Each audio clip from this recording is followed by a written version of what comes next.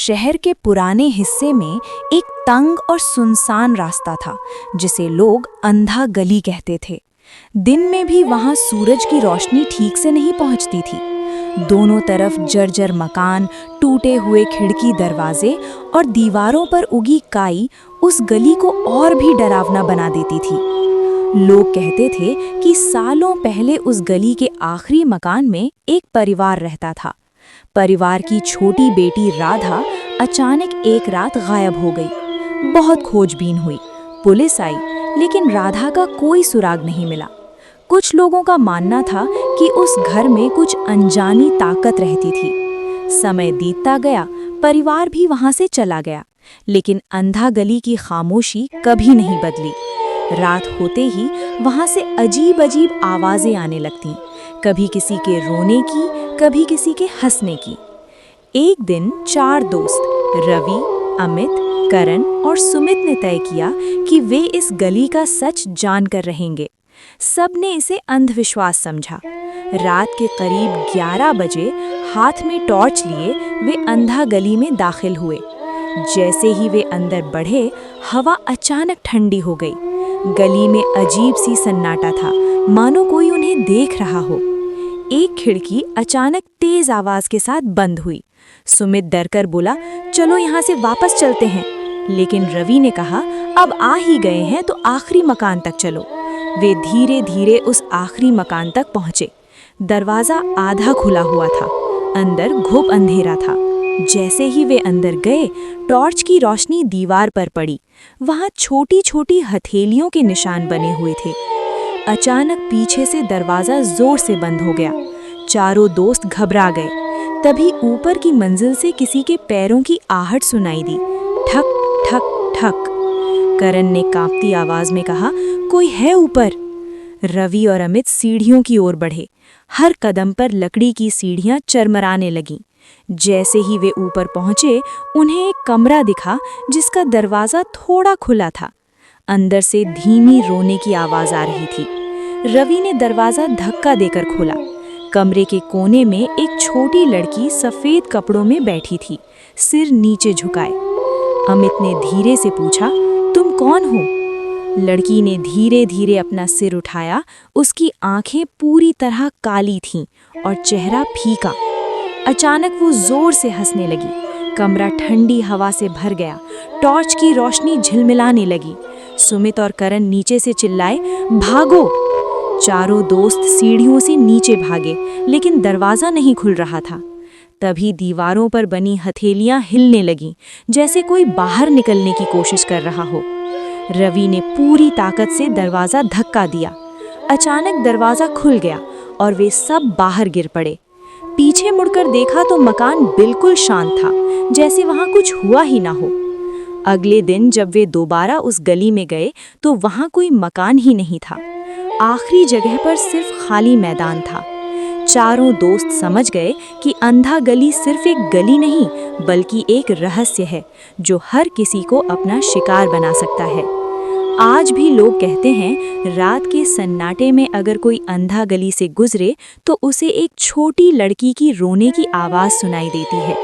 और अगर आप कभी उस गली में जाएं तो पीछे मुड़कर ज़रूर देखना, क्योंकि हो सकता है कोई आपको देख रहा हो। गांव का नाम कालीपुर हो। वहाँ के लोग सूर्यास्त के बाद घर से बाहर निकलने की हिम्मत नहीं करते। कहते हैं कि जंगल के बीच एक जला हुआ पीपल का पेड़ है, जहाँ एक खूंखार चुड़ैल रहती है। उसकी लंबी काली परछाई, बिखरे हुए बाल, उल्टे पाँव और लाल चमकती आंखें, उसे देखने वाला कभी जिंदा नहीं लौटता। गांव में एक परिवार नया नया रहने आता है। परिवार में माता पिता और उनका 17 साल का बेटा अर्जुन है।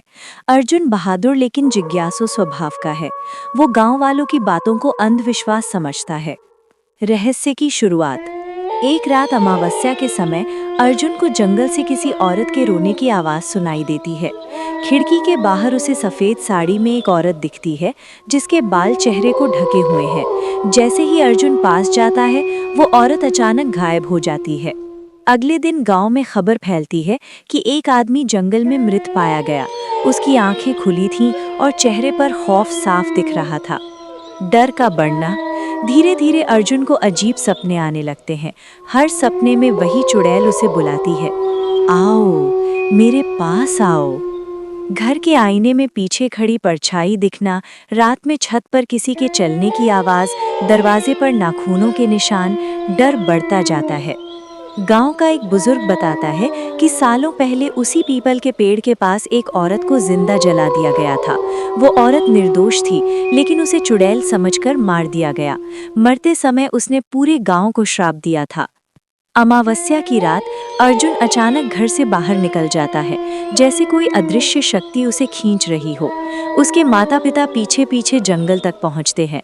पीपल के पेड़ के नीचे आग की लपटें उठती दिखाई देती हैं और उसी आग से चुड़ैल का डरावना चेहरा उभरता है।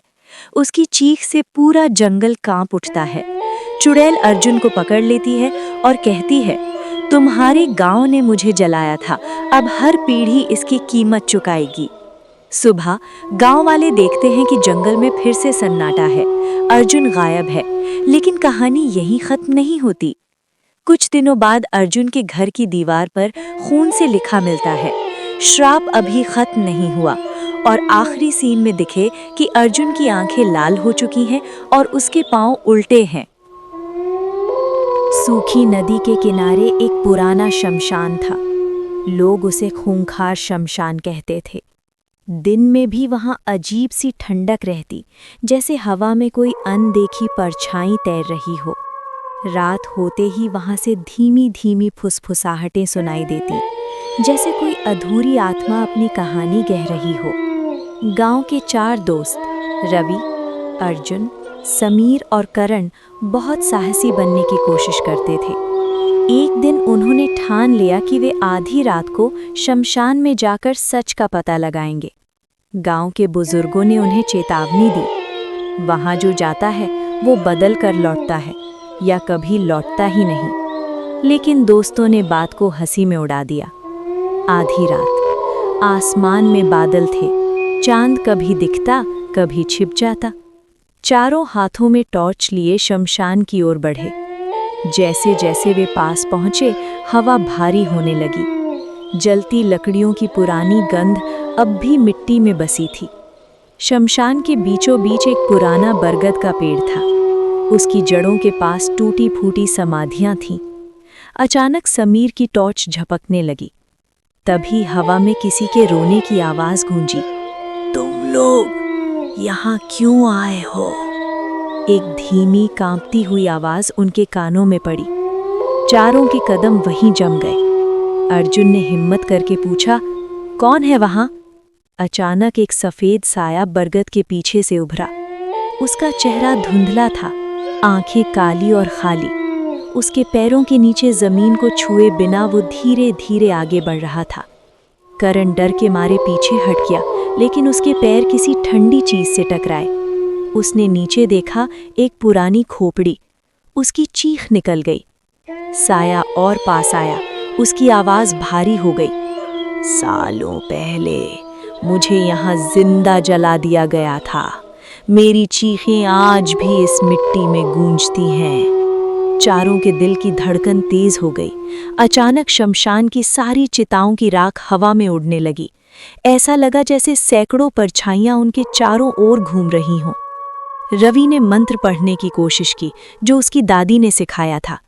जैसे ही उसने पहला शब्द बोला, साया जोर से चिल्लाया और बरगद की शाखाएं हिलने लगी। हवा तूफान बन गई। अचानक समीर बेहोश होकर गिर पड़ा। बाकी तीनों उसे उठाने लगे, लेकिन उनके हाथ बर्फ जैसे ठंडे हो गए। उन्हें लगा कोई अदृश्य ताकत उन्हें पकड़ रही है। तभी दूर से मंदिर की घंटी की आवाज आई। सुबह होने लगी थी। सूरज की पहली किरण शमशान पर पड़ी। साया दर्द से चीखा और धुएं में बदल गया। चारों किसी तरह समीर को उठाकर भागे।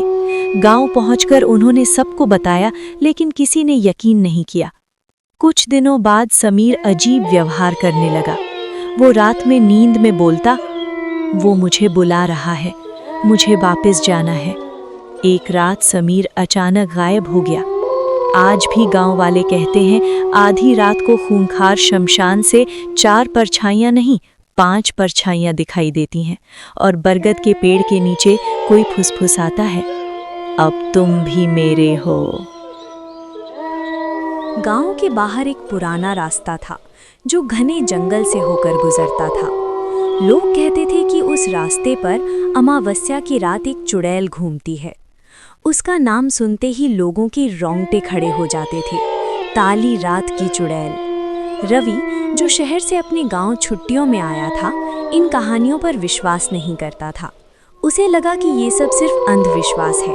एक दिन उसने अपने दोस्तों से शर्त लगा ली कि वो अमावस्या की रात उस जंगल वाले रास्ते से होकर अकेला गुजरेगा। रात गहराने लगी। आसमान में चांद नहीं था, सिर्फ काले बादल और ठंडी हवा। पेड़ों की टहनियां हवा में ऐसे हिल रही थीं जैसे कोई फुसफुसा रहा हो। रवि हाथ में टॉर्च लेकर जंगल के रास्ते पर चल पड़ा। जैसे जैसे वो अंदर जाता गया, अजीब आवाज़ें सुनाई देने लगी। सूखे पत्तों की चरमराहट, किसी के धीरे धीरे कदमों की आहट और दूर से आती किसी औरत की धीमी हंसी। रवि का दिल तेज धड़कने लगा, लेकिन वो खुद को समझाता रहा कि ये उसका भ्रम है। अचानक उसकी टॉर्च बंद हो गई। चारों तरफ घना अंधेरा छा गया। उसी समय उसके पीछे से ठंडी हवा का झोंका आया। उसने महसूस किया कि कोई उसके बिल्कुल पीछे खड़ा है। धीरे धीरे उसने मुड़कर देखा। सफ़ेद साड़ी में एक औरत, लंबे खुले बाल और उसके पैर उल्टे थे। उसकी आंखें पूरी तरह काली थीं और चेहरा बेहद डरावना। वो मुस्कुरा रही थी, लेकिन उसकी मुस्कान इंसानी नहीं थी। रवि डर के मारे भागने लगा। चुड़ैल की हंसी जंगल में गूंजने लगी। उसे लगा जैसे हर पेड़ के पीछे वही खड़ी है। रास्ता जैसे खत्म ही नहीं हो रहा था। भागते भागते वो एक पुराने खंडहर के पास पहुंचा। दरवाज़ा अपने आप खुल गया। अंदर से वही आवाज़ आई, रुक जाओ, तुम यहाँ से कभी नहीं जा पाओगे। रवि ने हिम्मत जुटाई और जोर से भगवान का नाम लिया। अचानक तेज हवा चली, पेड़ों की डालियां टूटने लगी और खंडहर हिलने लगा। चुड़ैल चीखने लगी। कुछ देर बाद सब शांत हो गया। सुबह की पहली किरण के साथ रवि खुद को जंगल के बाहर पाया। लेकिन कहानी यहीं खत्म नहीं होती। जब वो गांव लौटा तो लोगों ने देखा कि उसके पैरों के निशान उल्टे थे, बिल्कुल उसी चुड़ैल की तरह।